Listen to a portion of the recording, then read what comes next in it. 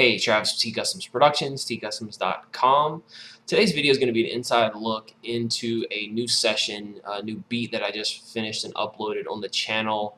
It was entitled Forever 2016. I did a beat making video for this as well as uploaded the full-length instrumental on the channel, and those will have been the two videos that were uploaded previous to this. And today I just wanted to give you a different perspective and show you inside of the session for those of you who have asked about the sounds that I use and different effects and processing. I've shot some dedicated videos to kind of step through and show you the virtual instruments, a lot of the sounds that I'm using, as well as some of the different audio effects and mixing plugins and things of that sort. But I just want to hopefully bring home the point here that I mostly try to adhere to the KISS principle. This track is a fully original beat. It actually has about, if you look at the session, it's actually showing about 40 tracks. A couple of these aren't being used, and a lot of these are duplicated tracks as well as group tracks. So there's actually about 25 individual stems that I exported from this. So I don't want this video to go on too long, but at the same time, I want to also give you a little bit of insight, hopefully, to show you some of the sounds that I'm using and some of the basic effects that I'm adding to my individual tracks. So just really quickly, if you haven't heard this track, I'm actually going to focus in on this first 8 bars where you see this part that says hook here, and this is actually showing 16 bars. I'm not sure if you're able to see in the top left hand corner, but I actually have this in double time. It's showing 160 BPM. This is actually an 80 BPM track, and typically I don't work in double time just for whatever reason. When I was going to create this piano riff, I like the way the metronome sounded kind of sped up, so I started this session at double time. So when I zoom in here and you see actually 16 bars, just know that this is double time. This is actually just 8. So I'll just play the hook back really quickly. If you'd like to check out the beat making video and the full-length instrumental in the description, I'll make sure to link those there.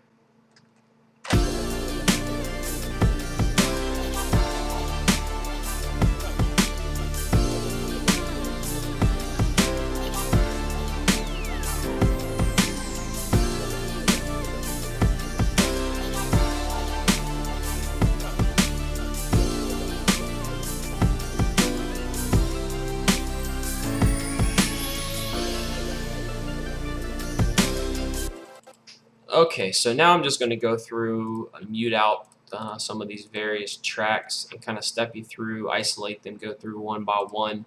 Some of them I'll spend a little more time on than others. Again, I don't want this video to be too long. There are a number of tracks in here. I'll first just quickly talk about the sound. I've had people ask me about what piano sounds that I recommend, and there's a lot of great plugins out there. For those of you who are using Ableton, there actually are some good stock sounds in here, and I don't use them that often, but in this case I am using a stock Ableton piano sound. I believe it is called Grand Piano Equal Mellow or something of this sort. I'm not sure if this is also available in the standard version or just in the suite version, but just know that there are some quality sounds within Ableton if you don't have the extra money to spend right away. I didn't do any additional processing to this piano riff, so I didn't even filter or EQ or anything, and this is the basis for what I started for this beat.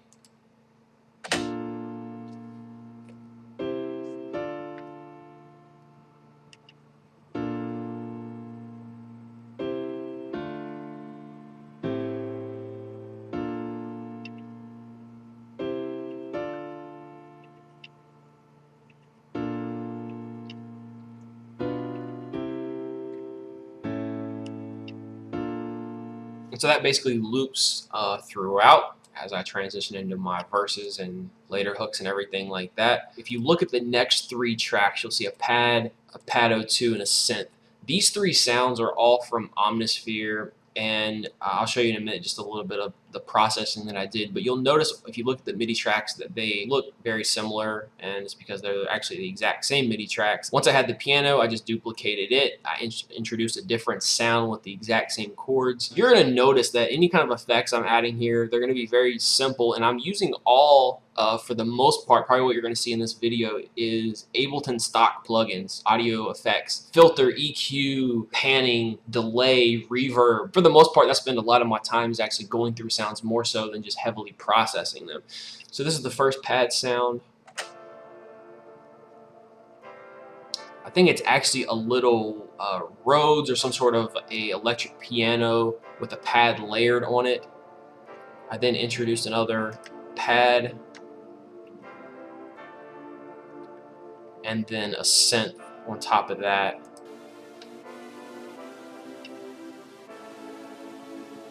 And so with the piano layer, this is the foundation that I started with.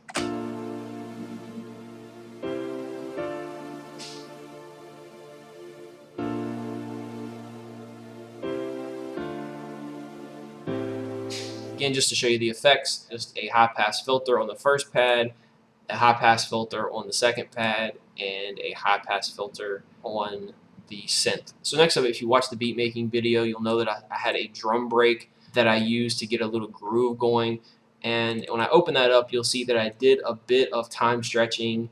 It wasn't anything extreme. It was just to align my kicks and snares. As you can see, that's where I've put my warp markers in certain places, just to make sure that they were on the grid and let everything else fall how it fell. If I look at the effects that I added a high pass filter to more or less extract a lot of the hi-hat frequencies from that drum break, and also did a little bit of automated panning. Now I want to play you through what this drum break sounded like originally, and then what it sounds like when I add the effects. But first, some people have asked me in the past, why do you put a high pass filter on your drum break, let's say? Why don't you just use the drums that are in the break, or why don't you just layer drums on top? And in this case, I am layering my own kick and snare. But the main reason that I am putting this high pass filter to remove a lot of this mid and low frequency information is because sometimes what happens is if your kick and snare that you add don't align exactly with the break, it can cause a lot of different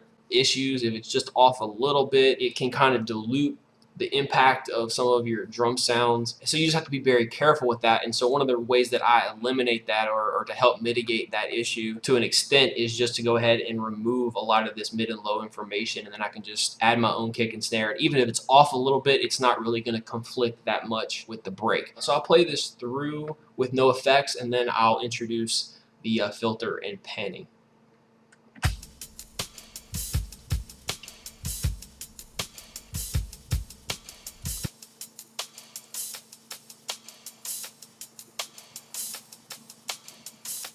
With the panning, it's not anything crazy. It's just to give a little stereo movement. I like to do these type of effects, and you'll see later on in some of the other tracks where I've added some subtle or even a little more extreme automated panning. So next, I introduced the kick and snare over top of this break. You'll see for the kick, I'm using just a single kick.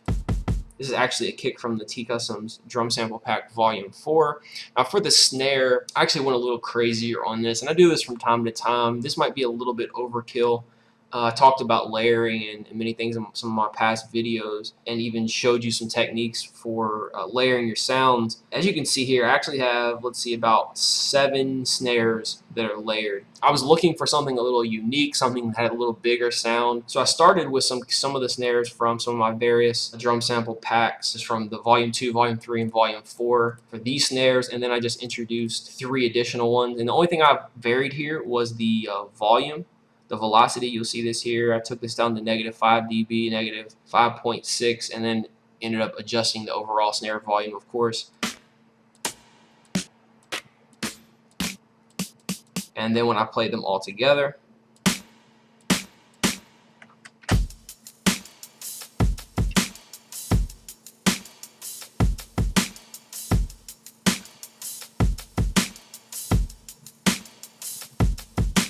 the only other processing I'm doing to these drums, and I'll cover this probably in a separate video, I don't want to take too much time here, is I'm doing parallel compression. As I've talked about before, many times I'll run my kick and snares through a secondary audio channel, audio track, and where I'm doing my parallel compression. Typically for my parallel compression, I use these 2 return tracks that I don't use typically for anything else, and so I've just gotten a habit of using these for my auxiliary compressor tracks. You see the kick compressor and snare compressor, and all I do is just send my kick to track A, and I'll turn up this knob to send my snare to track B over here. And other than that, I didn't do any additional processing to my drums. And you'll see here I have a snare reverb sound, and I'm going to cover this probably in a separate video also, talking about the benefits to having separate tracks for your reverb versus just drenching your original sounds in reverb, and the way that I've slightly added a little bit of effects and processed this snare to get this particular sound. It's not that complicated, but I'll save that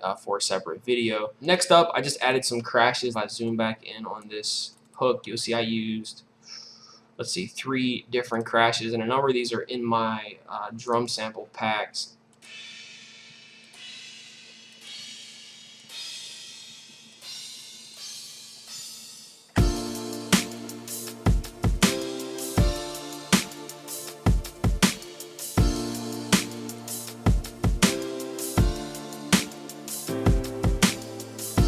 Okay, so just to get into some of these additional percussive and kind of FX tracks that I added, this is just a simple reverse track that I added at the end of every 8 bars. And the only processing I did here was 4/4. Now keep in mind, again, this is in double time, so this is essentially like a 2/2 delay. And just a little bit of reverb. I just wanted to extend this tail out a little bit and not have it cut off so abruptly, so that's why I added the delay and the reverb. And a couple other percussive tracks, I just added a simple hi-hat. Now this is in audio. I don't know why I drug it into audio. Maybe I've time stretched it just a little bit to make sure it didn't cut off too early, but other than that, I didn't add any effects. So for the second 4 bars, I added a ride, which sounds like this. And that was really just to add a little more energy as the track is progressing along. Those extra rides, cymbals, and extra hi-hats and things kind of give some extra energy and life to the track.